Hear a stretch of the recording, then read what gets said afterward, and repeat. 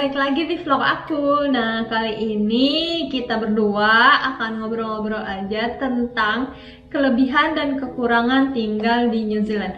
Tapi lebih spesifik lagi di Wellington ya, karena kita berdua nggak pernah tinggal di kota lainnya di New Zealand. Jadi takutnya beda, soalnya juga pasti beda-beda lah ya. Sama aja kayak di Indonesia misalnya antara Jakarta dan Bali aja itu udah pasti beda.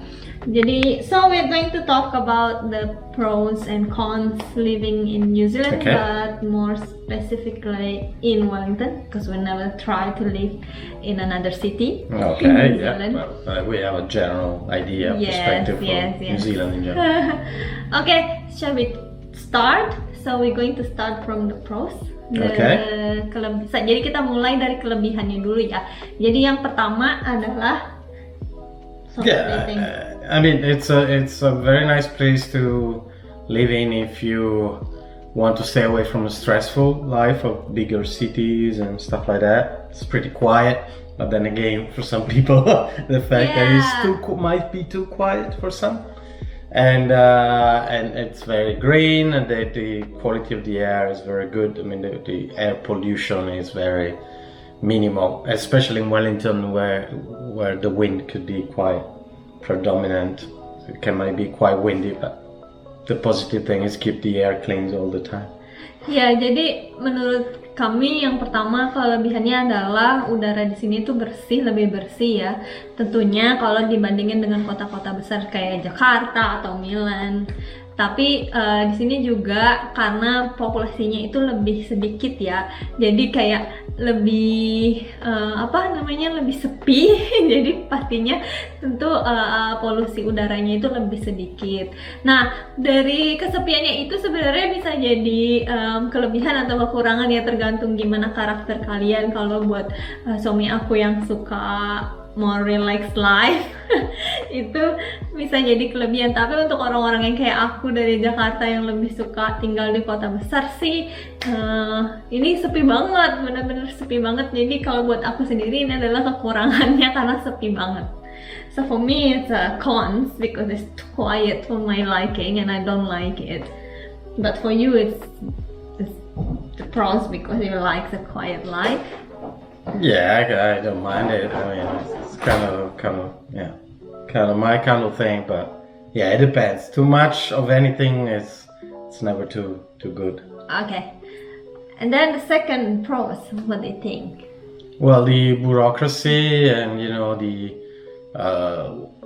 lifestyle in terms, like how do you live the bureaucracy, the taxes and that sort of stuff. It's quite easy to assess and to figure out. I mean, it's not overly complicated and it's pretty fast, and pretty much everything can be done over the internet. So yeah, it's pretty good in that respect. I mean, coming from a place like Italy where things have improved a lot recently, but where there's lots of taxes, lots of bureaucracy, and corruption. So that's another positive thing. There's the perceived corruption is very low, so that's another positive thing. Ya, jadi menurut kami di sini juga karena tingkat korupsinya sangat rendah, terus juga sistem birokrasinya nggak berbelit-belit kayak di Italia atau di Indonesia ya. Meskipun mungkin di Indonesia juga udah lebih baik deh kayaknya sekarang. Soalnya terakhir aku kesana dan ngurus-ngurus surat sih, menurut aku justru lebih udah amazed sih, udah gimana baiknya sekarang dibanding waktu itu. So I think in Indonesia was actually better. Last time when I had to report our marriage certificate, it was very easy, like a week I already got it, so I don't think it's much different. Ya, kalau di sini juga kalian bisa sistem birokrasinya itu lebih mudah mungkin ya, karena udah bisa dengan internet semuanya, nggak perlu datang, udah bisa langsung apply atau apapun lewat internet aja. Okay, so what is the next? The pros. Well, I guess another positive thing is especially to raise a kid in general, like it's nice because there's lots of nature, lots of playgrounds, and it's fairly safe, both in terms of like traffic, danger with cars like a kid being, the danger of the kid being run over by a car or something like that.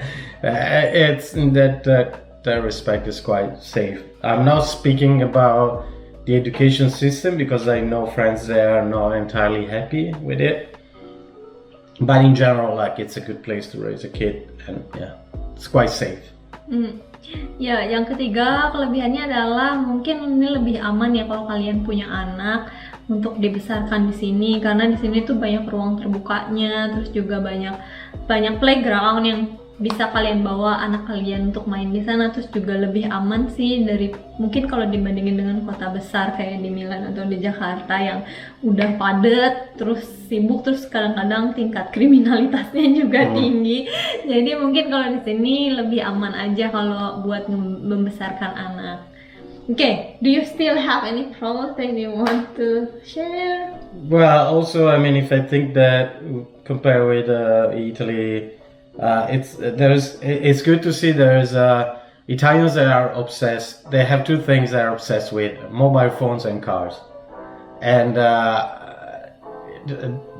when they want to change a car, they just like get rid of the old car and buy another one very very often. While in Italy, while in here it's not like that exactly, and also it's very easy to buy a second-hand car still in very good condition. If you want to sell your fourth-hand car, you can still do it and find somebody that is willing to buy it. So in that respect, there's more like a sense of reusing it and not like writing off a car just because it starts to be a bit old. While in Italy, for example, it's quite common, like 100,000 kilometers, just write it off or sell it. I want a new one. And quite affordable as well. It's affordable. There's a good market of second-hand cars. Yeah. Ya, mungkin kelebihan lainnya adalah kalau kalian mau beli mobil bekas di sini tuh gampang banget dan harganya lebih murah, dan kebanyakan orang sini memang belinya kayak mobil bekas, nggak beli mobil baru. Sedangkan kalau kayak di Indonesia atau di Italia, orang-orang lebih cenderung misalnya kalau beli tuh mendingan beli mobil baru daripada mobil bekas kan. Nah kalau di sini tuh justru kebalik, jadi mobil-mobil yang udah nggak kepake, misalnya kalian mau beli yang baru, mobil lamanya bisa dijual dan dipakai sama orang lain lagi. Jadi ada kayak di reuse gitu sama orang lain, jadi lebih baik sistemnya.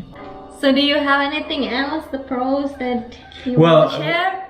Another thing, like being the nature so predominant here, there's like so many nice places to do hiking and mountain biking and this sort of stuff.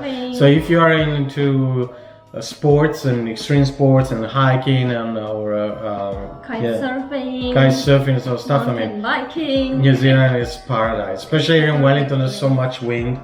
Yeah. So if you are into windsurfing or even surfing or kite surfing and sort of stuff, you probably love it. Or even like if you into sailing, there are like few sailing schools, and it's fantastic. That probably from that point of view is the place to be. It's perfect. Yeah. Kelebihan lainnya adalah kalau aku pernah kasih lihat gimana keadaan di rumah ya.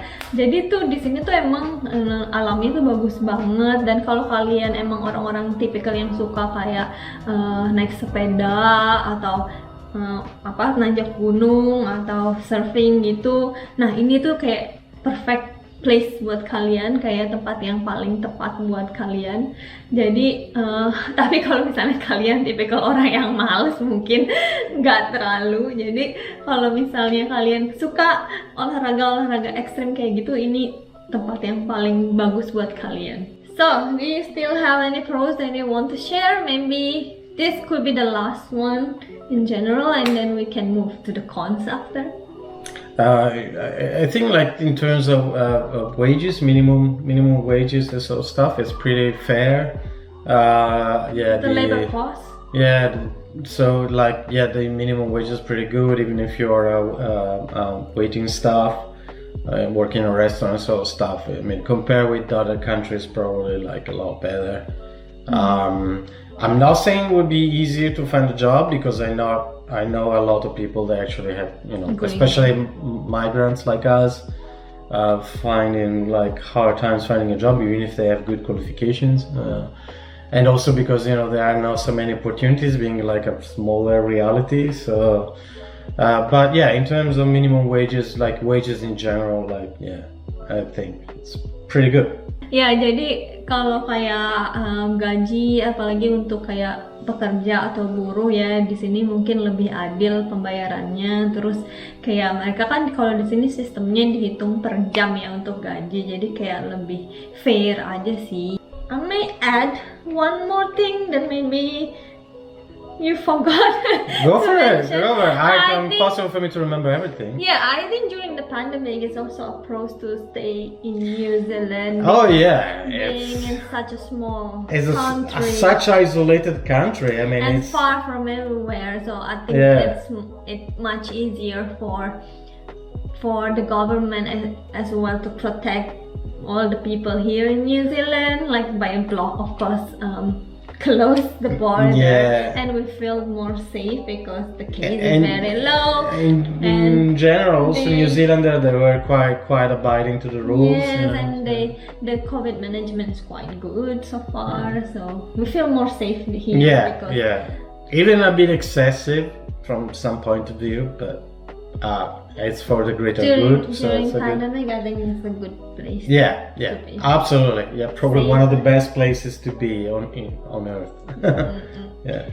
Oke, kira-kira itu tadi kelebihannya. Sekarang kita move on. Kalau misalnya kalian juga tinggal di New Zealand, mungkin kalian bisa komen kasih tahu kita semua apalagi kelebihannya yang menurut kalian harus di-share nih sama orang lain. Nah, sekarang kita akan bicara soal kekurangannya. What is the cons do you think of living in New Zealand in general? The living cost in Wellington, moreover. Living cost, everything's so incredibly expensive. The reason is because being isolated from everything, there's lots of the goods that you want to buy are imported. So they are high import tax, and yeah, it's a bit daunting. And I mean, we are lucky enough because I have a very well-paid job, but in general, especially if you want to eat healthy, it's crazy. But even like the basic food, fresh food is so expensive here. If you buy at the supermarket, And the fact that there is a sort of a cartel of the major supermarket brands, they are imposing the prices on the farmers providing the actual product. It's pretty wrong, pretty screwed up in my opinion. But it's okay. But it's a big problem in my opinion. Ya, jadi kekurangan pertamanya adalah biaya hidup di New Zealand itu mahal, terutama di Wellington ya. Kita bicara soal Wellington soalnya nggak pernah tinggal di kota lain. Mungkin di kota lain agak lebih murah atau bahkan lebih mahal dari Wellington. Kita nggak tahu, cuma kalau di Wellington sendiri biaya hidup itu emang mahal banget. Untuk belanja sehari-hari aja kayak belanja makanan itu lumayan mahal banget karena kebanyakan barang-barangnya adalah import dari negara lain. Jadi ya dengan pajak dan lain-lain, jadi harganya itu mahal banget. Belum lagi yang tadi suami aku bilang ada kartel supermarket segala macam kayak gitu yang bikin harganya itu mahal gitu. Mereka kayak mengendalikan harganya, jadi nggak ada persaingan, jadi harganya memang mahal banget. Jadi kalau misalnya kita cukup beruntung karena suami aku kerjanya lumayan dan kita bisa punya uang untuk beli belanja sehari-hari, masih mampu. Nah, kalau untuk yang mungkin cuman berpenghasilan minimum wage mungkin agak berat dan ya mungkin harus ngirit-ngirit supaya bisa makan yang lebih sehat. So, what is the second one do you think? It's nearly impossible to buy a house, and it became impossible. Because 10 years ago was hard but kind of still feasible, affordable, so to speak, but now it became impossible. And also they have, in my opinion, like a system that is, of course, is favoring a lot the seller and not the buyer, and they have this thing of buying a house by either auction or by tender, then maybe you can put a description on what they are exactly. But they basically, as opposed to Italy, for example, when you buy a house, you always tend to pay less. It's always the case. They will never raise the price. In here, they end up raising the price like by 30% or even more. It's absolutely Sometimes insane. double the price. Or double, 50% more. It's absolutely insane. 100%. And the quality of the house is absolutely not worth that much money, because they are literally, I appreciate this because of the earthquake. I would rather live like in a wooden house than in a masonry or brick house that might kill you. But literally they're selling you sometimes sheds and they're making you pay millions for that. It's absolutely beep up. It's fucked up. It's right. It's really kind of shocking to me. Yeah.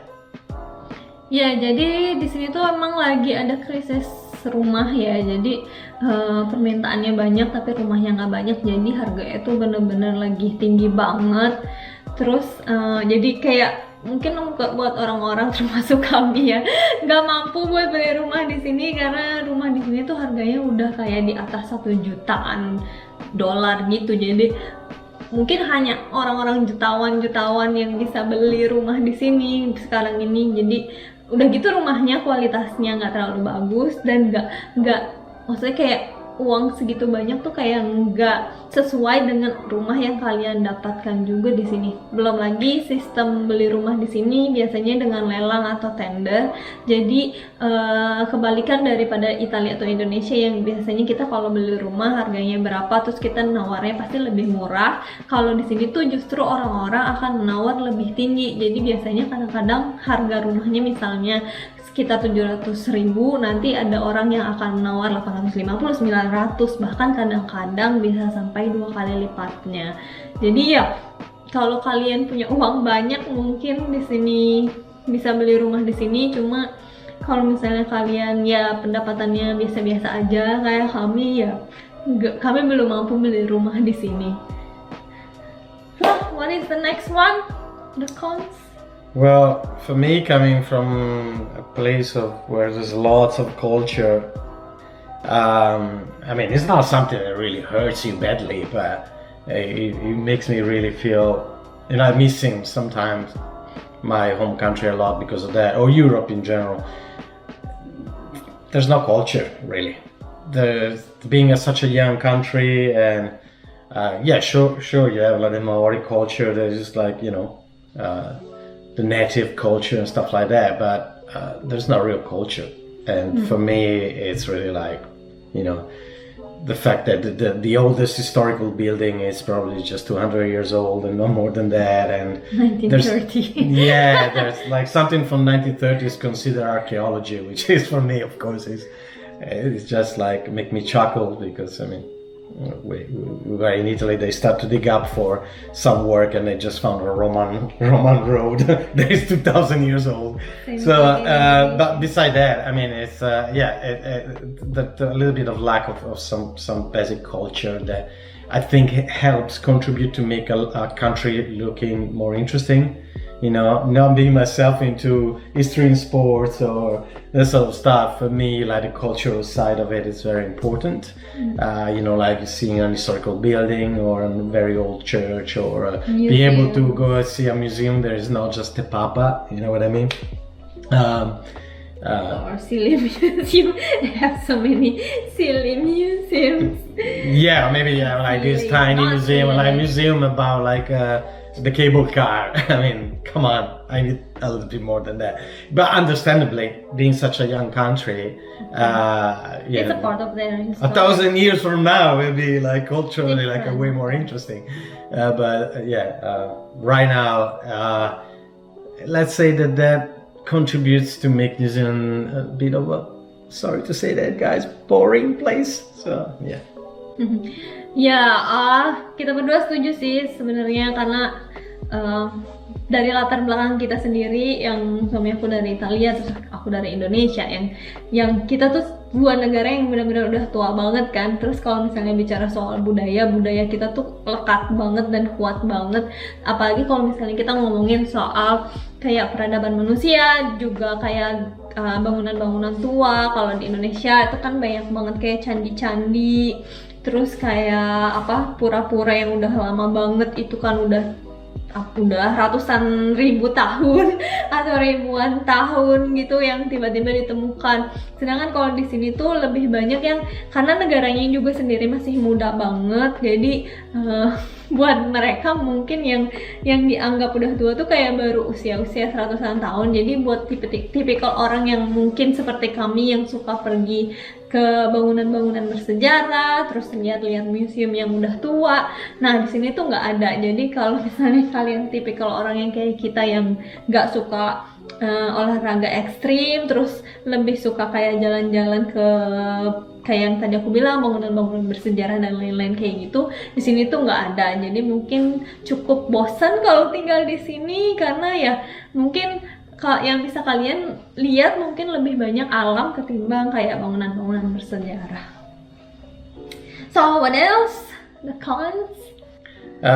Yeah, everything is on the laid back side, which you can even use the term slow. Slow.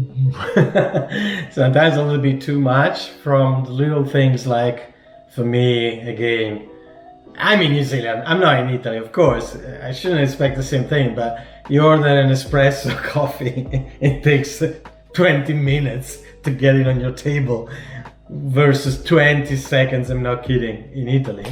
That also applies to, for example, when you call a tradesman to get a job done. Courier. Oh my god, sometimes it takes ages for them, either to give you an appointment.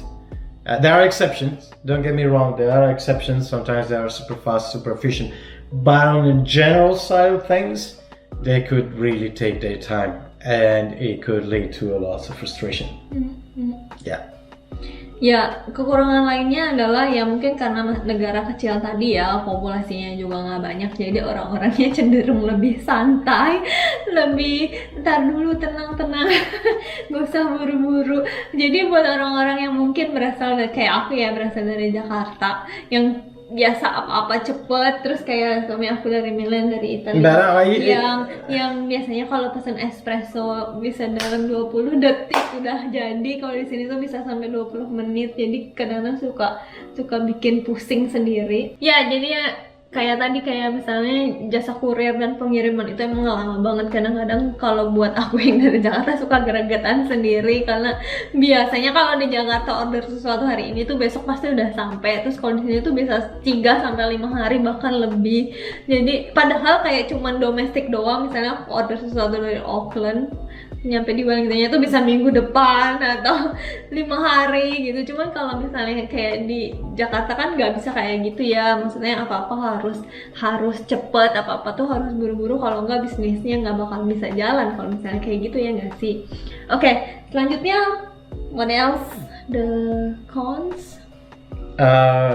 Yeah, there's lots of lack of competition between companies and services, so because of that, yeah, and that's part of the other problem. They're slow and take their time and don't sometimes even show up to an appointment, because they don't really have to compete with many others, so you don't have much choice with things. And that applies to everything, even choosing a product, right? Yeah, there's no competition, and that, I think, on the long term it hurts. It's not a healthy thing, it's not a healthy thing to keep the market alive and competitive.